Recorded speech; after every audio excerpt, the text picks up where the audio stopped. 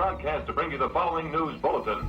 At least 15 persons are believed dead in the explosion of a gas storage tank at the Indianapolis Coliseum. The unspeakable explosion at a holiday performance. In 1963, many Hoosiers decided to spend Halloween night at the Indiana State Fairgrounds Coliseum watching a holiday on ice skating exhibition. Unbeknownst to them, a rusty tank in the concession area began to leak gas. The room, which lacked ventilation, quickly filled with gas. As the skaters performed their grand finale, the gas reached an electric popcorn maker, triggering a huge explosion. 74 people were killed, and nearly 400 were injured. The deadly 1963 Coliseum explosion on Halloween night. On Halloween night in 1963, during a holiday on ice skating exhibition at the Indiana State Fairgrounds Coliseum, a propane gas explosion killed 74 people and injured nearly 400. It was just after 11 p.m. with only 3 minutes remaining in the opening night show. The skaters were finishing a medley called Mardi Gras. No one realized that propane gas was leaking from a rusty tank in the concession area, slowly filling the unventilated room. As the skaters began gliding into open wheel formation for the finale, the gas came in contact with an electric popcorn machine. When the gas ignited, a blast of orange flame shot 40 feet up through the south side seats, catapulting people and chairs through the air. Concrete chunks and body parts rained down. Many of the spectators fell on the ice on the south side of the arena, while others fell into a crater caused by the explosion and were buried underneath huge slabs of concrete. 54 people were killed on the scene, and another 20 later died of their injuries. You walked into a nightmare. Indianapolis news reporter Bill Roberts was attending the show with his wife. He described the scene in graphic detail. For a few seconds, no one cried out. Then, there were screams and cries of agony, and the audience jumped from their seats, as if in unison, and started rushing for the exits. The orchestra continued to play. My wife was drawn to a small blonde girl with her mother. The child's blue coat was soaked with blood. They were looking for the father. Outside the main entrance, a man was sitting with a huge black and blue lump by his left eye. Part of the calf of his left leg was gone. Indianapolis Star reporter Richard R. Roberts reported the events as he saw them. You walked into a nightmare. This was the worst thing I have seen since combat in World War II. The lights above still cast a bluish light they cast onto the ice show. A red satin slipper lay on the ice. 3 feet away was a pool of blood. A gray-haired man lay on his back staring lifelessly at the ceiling. Ambulance attendants threw a gray blanket across him. Chairs were scattered like 10 pins on the south end of the big building. The fairgrounds itself was almost like a battleground, the surrounding streets thick with police and the edges of the streets jammed with crowds like war refugees, slowing the movement of ambulances and fire engines. The aftermath. Rescuers used the nearby cattle barn as a temporary hospital, and the coroner's office set up a temporary morgue on the ice floor. The dead were placed on plywood and lined up on the ice according to gender and age. Family members who came to identify loved ones had to register at the administration building before being led to the Coliseum. Every hospital in Indianapolis and surrounding counties took in the wounded. Medical and nursing students were utilized. 20 women sat in a basement room of the Red Cross chapter house at 1126 N Meridian Street answering nearly as many phones. They spent hours telling callers where the injured were, verifying fatalities, or accepting offers of aid and blood donations. One volunteer delivered the news to Marine CPL Melvin Doibner on duty in Vietnam that his mother Margaret Evans had been killed in the explosion. A Marion County grand jury indicted the state fire marshal, the Indianapolis fire chief, the general manager, and the concessions manager of the Coliseum, as well as officers of the company that supplied the gas. But there was only one conviction, the president of the gas supplier, and that verdict was later overturned by the Indiana Supreme Court. According to the Encyclopedia of Indianapolis, victims and survivors ultimately received about $4.6 million in settlements. In 1991, the Coliseum acquired a sponsorship and was renamed Pepsi Coliseum. However, That sponsorship was not renewed in 2012. It is now known as the Indiana Farmers Coliseum. The Coliseum underwent a $63 million renovation, which was completed in 2014. The son who decapitated his mother and left her body in the street. One night in Long Island just before Halloween 2014, a decapitated body lay in the street 5 feet away from a severed head. To many passers-by, the horrific sight appeared to be a Halloween prank, but the truth was far more disturbing. 35-year-old Derek Ward had used a kitchen knife to kill and decapitate his mother, Patricia, then carried the body and head out of their apartment. After leaving the body and head in the street, Ward jumped in front of a commuter train, killing himself. It was Halloween of 2014 when residents of a Long Island community witnessed a man dragging a beheaded body into the street. At first appearances, it was nothing more than a macabre Halloween prank. On closer inspection, however, it was more than just a prank. Patricia Ward was a 66-year-old professor from Long Island. She lived at home with her 35-year-old son, Derek Ward. Patricia taught language arts in a program that prepares high school students for college, and she had worked there for around 28 years. She was very well known, well-liked, and well-respected among the campus. For years, Derek had suffered from mental health problems which went back around 10 years. His psychiatric problems began to worsen following the death of his grandfather in August of 2013. Derek also had quite a lengthy criminal record. He was unemployed and had an arrest record that dated back more than 10 years. He had served time on drugs and weapons charges and had been on probation for a while, when in 2006, he was found in possession of a 9mm handgun and 100 Valium pills. Too. According to neighbors, Patricia and Derek seemed like any regular mother and son duo. There were never any arguments that the neighbors could hear, nor was there any record of domestic violence complaints. Some did notice, however, that Derek was always with his mother. As one said, "I did notice that it did seem she was very protective, making sure he hid certain things. I'd hear her ask, 'Do you have your wallet?'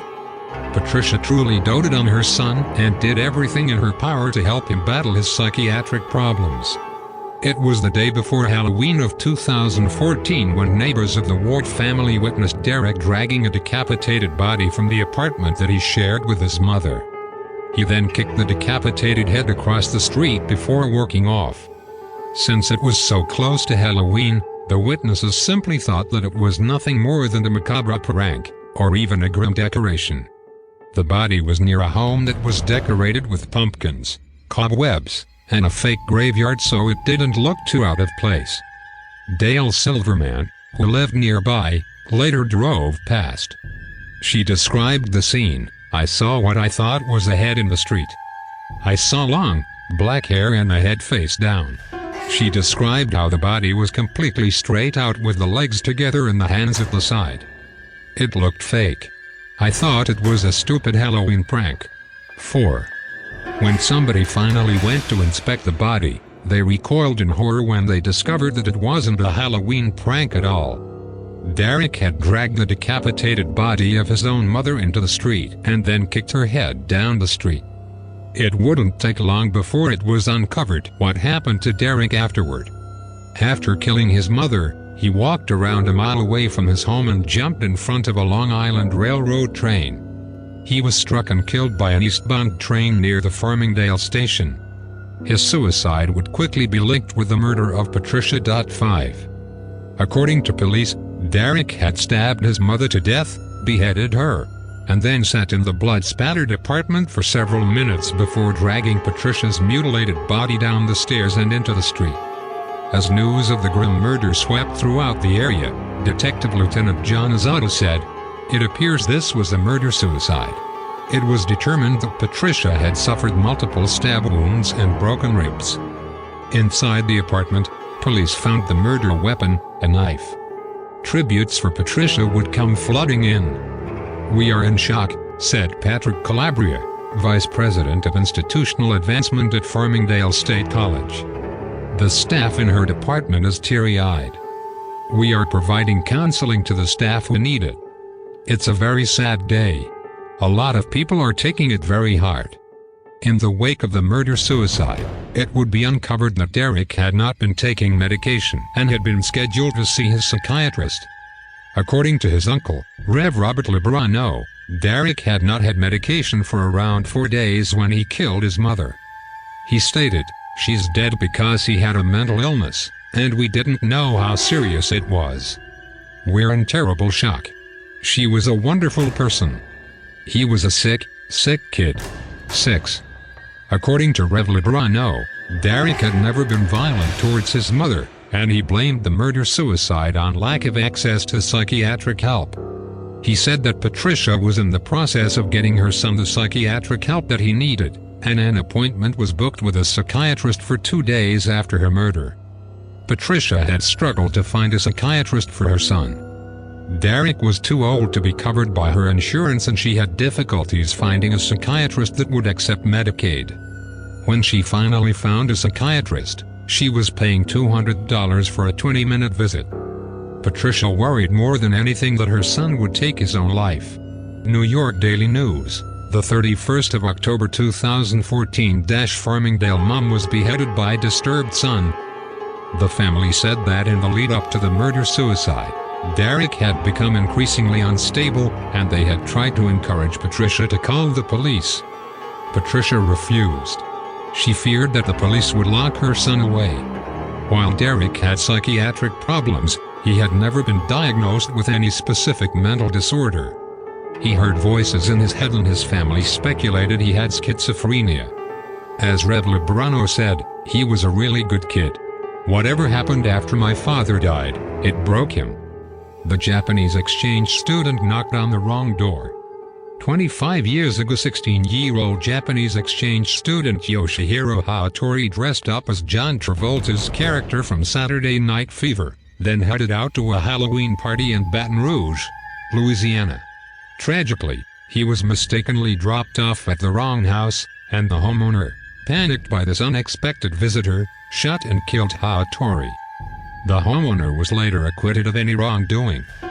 Hattori's mother, Miko, commented on the 20th anniversary of her son's death, "I've been observing American society for the past 20 years.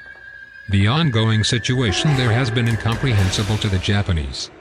I want to encourage more ways to adopt gun control." Louisiana freeze shooting tragedy remembered 20 years on. 20 years have passed since Yoshihiro Hattori was shot and killed in Baton Rouge, Louisiana.